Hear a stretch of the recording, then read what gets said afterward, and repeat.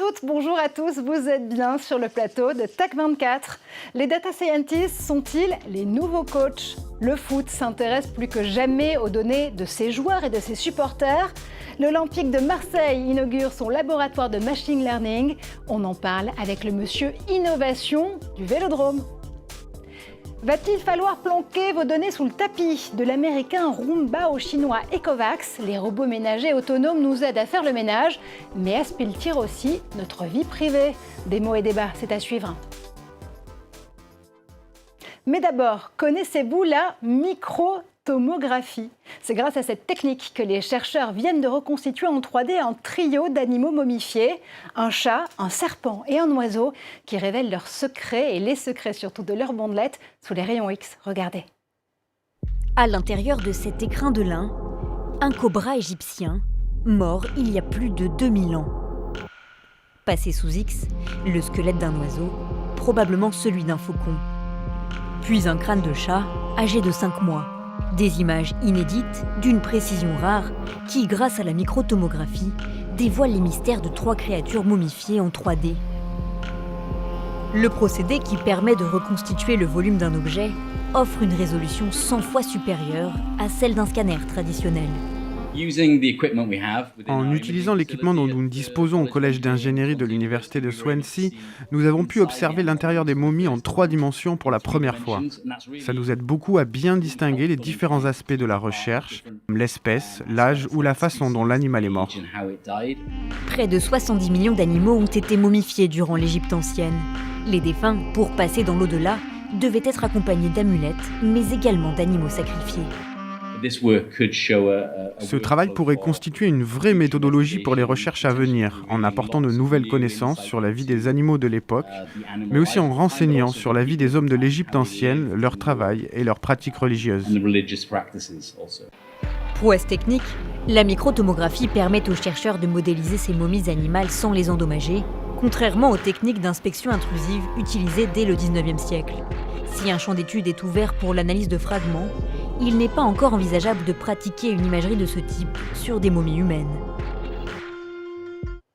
La data s'impose sur les terrains, affiner la performance des joueurs, améliorer l'expérience des supporters. L'intelligence artificielle et le machine learning viennent à la rescousse des clubs de foot européens. La concurrence fait rage et l'analyse de données peut faire la différence. Exemple tout de suite à Marseille, un data lab vient de s'implanter au sein du Vélodrome. Alors pour en savoir plus, on rejoint le directeur technologie et innovation de l'OM, Frédéric Kozik. Bonjour Frédéric. Bonjour Marjorie. Alors, 1 milliard de points de données, c'est la somme vraiment astronomique d'informations que vos équipes vont devoir traiter et contextualiser. On va parler de capteurs biométriques au déroulé des matchs, mais et d'autres façons de récolter ces données, mais elles vont servir à quoi exactement ? Alors déjà, 1 milliard de données, c'est ce qu'on a aujourd'hui, et c'est pas que ce qu'on a à un instant T, c'est des années d'historique de données qu'on a intégrées dans un data lake pour arriver à croiser des données ensemble. Et l'OM, c'est un club de foot, donc c'est avant tout du sportif, donc c'est énormément de données sportives, biométriques, biologiques, de performances tactiques de nos joueurs, mais aussi des équipes adverses, mais c'est aussi des médicales, c'est aussi la connaissance de nos supporters, qui sont des clients, et donc c'est aussi tous les aspects business de l'entreprise. Donc c'est ce milliard de points de données, ce n'est que le début et il ne fera qu'augmenter dans les mois et les années à venir. Alors vous inaugurez cette semaine une nouvelle initiative avec la plateforme Technosport de l'Université d'Aix-Marseille. Le but cette fois-ci, c'est de travailler sur la prévention des blessures, entre autres. Est-ce que la data peut faire mieux que le kiné ? Alors, mieux que le kiné, je pense pas. En tout cas, aujourd'hui, on vit dans un sport qui est arrivé à un tel niveau de professionnalisme que la différence vient se jouer sur des détails. Et la technologie, on pense qu'elle peut aider sur ces détails-là. Elle fait pas tout, mais en tout cas, elle peut aider. Et l'OM a l'ambition de refaire partie des grands clubs européens et on doit aller se battre sur ce niveau de détail-là. Et l'OM vit à Marseille, inscrit fortement dans la ville de Marseille. On a la chance d'avoir un véritable territoire d'innovation à Aix-Marseille. Et donc, on va essayer aussi de s'aider des experts locaux. Et l'Université d'Aix-Marseille a lancé un technocentre qui est une plateforme universitaire liée à la technologie dans le monde du sport.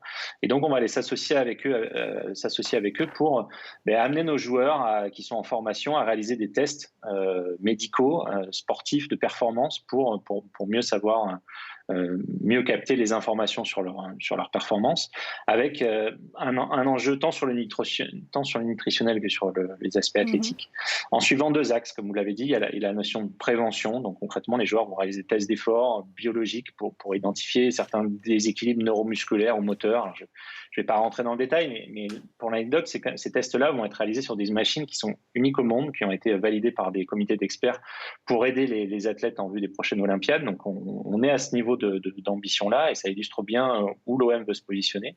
Et donc sur la base de ces tests qui vont être faits régulièrement, on va pouvoir suivre la prévention des blessures de nos joueurs. Et l'autre axe dont ce partenariat va nous aider, c'est tout ce qui est réhabilitation athlétique. Donc une fois qu'un joueur est blessé, parce que ça arrive et c'est inhérent au sport, mais comment on peut accompagner le sportif, l'athlète, dans sa réathlétisation et l'optimisation de sa réathlétisation pour qu'il reste un minimum de temps loin des terrains. Allez, très rapidement, une autre application qui fait coller beaucoup d'encre, évidemment, c'est cette application du recrutement des joueurs par le Big Data. D'abord, est-ce que les agents ont du souci à se faire? Et puis surtout, est-ce que l'intelligence artificielle va arbitrer les prochains mercatos? Alors, la big data, ça fait toujours couler beaucoup d'encre, encore plus en ce moment où la protection de données, c'est un enjeu qui suscite beaucoup de débats, mais pour moi, la data remplace personne, elle va aider. C'est avant tout un outil d'aide à la décision. Encore une fois, en collectant énormément de données, tant en interne qu'en externe sur des joueurs, on peut arriver à croiser des informations et aider les agents ou aider les personnes en charge du recrutement à la direction sportive de l'OM à identifier les talents de demain. Et c'est un domaine extrêmement compétitif entre les clubs parce qu'il y a énormément d'enjeux derrière. Et donc l'objectif, c'est d'apporter encore une fois un outil d'aide à la décision pour ces personnes-là. Mais je ne peux pas trop rentrer dans les détails parce que là, pour le coup, c'est vraiment très concurrentiel. Merci infiniment Frédéric Kozik d'avoir quand même levé quelques secrets sur la data et l'OM avec nous. Et coach Gralet, évidemment, est en plateau. Hello Guillaume. Prêt à rentrer sur le terrain, Marjorie? Alors, il n'y a pas que l'OM qui fait dans la data. Le PSG et Polytechnique ont lancé au printemps dernier le Sport Analytics Challenge. Il s'agit de quoi? Oui, en fait, c'est un peu la rencontre de 2 mondes que l'on croyait jusqu'ici opposés, Marjorie, celui de Polytechnique et celui du PSG. En réalité, c'est un professeur de mathématiques appliquées, Mathieu Rosenbaum, qui s'est rapproché du directeur de l'innovation du club de foot pour organiser, c'était en 2019, un hackathon géant, 3000 personnes au Parc des Princes pour réfléchir aux meilleures techniques, notamment pour anticiper les blessures de joueurs, mais également savoir quand il faut faire rentrer un joueur sur le terrain. Alors malheureusement, ça n'a pas encore été effectif, ça aurait peut-être été utile lors des précédentes compétitions, mais ça devrait le devenir bientôt. Il faut savoir qu'un des clubs modèles en la matière, c'est le club de Barcelone, le Barça. Une stratégie collective qu'on observe également dans la voile, notamment Oracle. Vous savez, Larry Ellison, le fondateur, a créé une compétition qui s'appelle SailGP, où les voiliers sont équipés de capteurs et peuvent s'appuyer sur un vaisseau fantôme pour choisir leur chemin. Alors visiblement, il y a des sports qui sont plus gourmands en data que d'autres. Oui, alors c'est un peu surprenant, mais la NBA, chaque équipe s'appuie sur plusieurs dizaines de data scientists. C'est le cas, par exemple, dans l'équipe de Philadelphie, qui s'appuie également sur les travaux du MIT Sloan Sports Analytics, la prestigieuse école américaine. Ça permet d'augmenter en fait le nombre, les performances sur le terrain, mais on peut également avoir des décisions assez difficiles. Il y a notamment un joueur qui s'appelle Monta Ellis, c'était une superstar des Warriors, qui a été placardisé. Il n'était pas assez efficace. On observe aussi beaucoup de choses du côté de la Formule 1 qui s'est inspirée de tout ce qui les compétitions de véhicules électriques chez McLaren ou Mahindra. On va même jusqu'à enregistrer en fait les performances des personnes qui sont sur les points de relais pour savoir décider leur chemin dans les points de ravitaillement. Le Tour de France, lui, n'est pas en reste. Il s'appuie notamment sur des partenariats entre NTT et ASO pour une visualisation des données en direct. Et puis, on a des choses un peu plus surprenantes, notamment la Fédération internationale du judo, ou encore, toujours à Tokyo, Tokyo qui veut s'appuyer sur les mouvements des gymnastes pour avoir un arbitrage qui s'appuie sur la reconnaissance gestuelle. Alors Tokyo 2020 est déplacé en 2021, par contre Paris c'est toujours bien pour 2024.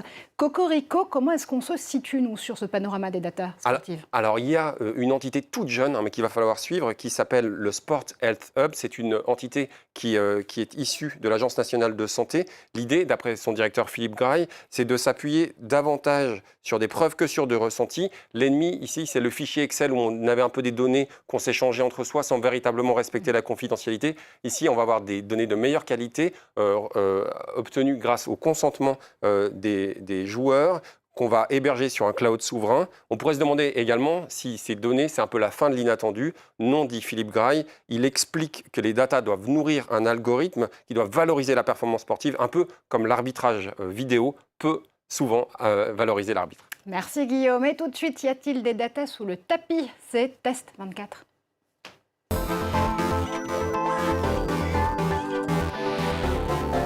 Et c'est le match des robots ménagers dans Test 24, mais ce qui n'aspire pas aussi un peu notre vie privée? Eh bien, jamais, Marjorie, je ne pensais que faire le ménage chez moi, ou en tout cas l'organiser grâce à des appareils électroniques, me passionnerait autant. Alors, à ma droite, vous avez un modèle mis au point par l'américain iRobot, le Roomba S9+. Alors, iRobot, il est dirigé par un visionnaire dans l'intelligence artificielle, Colin Angle. Colin Angle, il explique depuis plusieurs années en fait, qu'il peut dresser une cartographie de chez vous grâce à une caméra qui est ici, cartographie des pièces.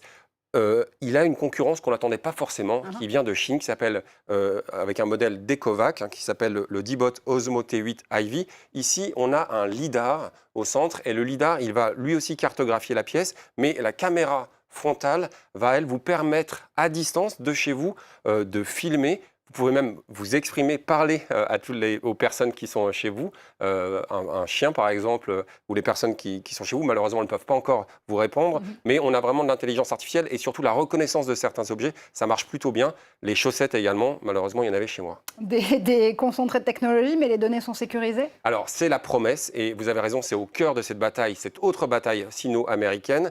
Les Américains expliquent que toutes les données en fait, ne vont pas vers des tiers et les vidéos ne sont pas enregistrées côté chinois. On nous promet que tout reste chez l'industriel, mais c'est effectivement quelque chose qui est assez clé en dehors de toutes les capacités, pouvoir par exemple se recharger ou non seulement aspirer puis ensuite nettoyer. C'est beau le monde que vous nous promettez. Merci infiniment Guillaume, vous l'avez compris, c'est la fin de cette émission. Merci de l'avoir suivi. On se retrouve comme toutes les semaines sur tous les réseaux sociaux ou pourquoi pas dans des aspirateurs avec le hashtag Tech24 à la fin de vos messages. À très vite.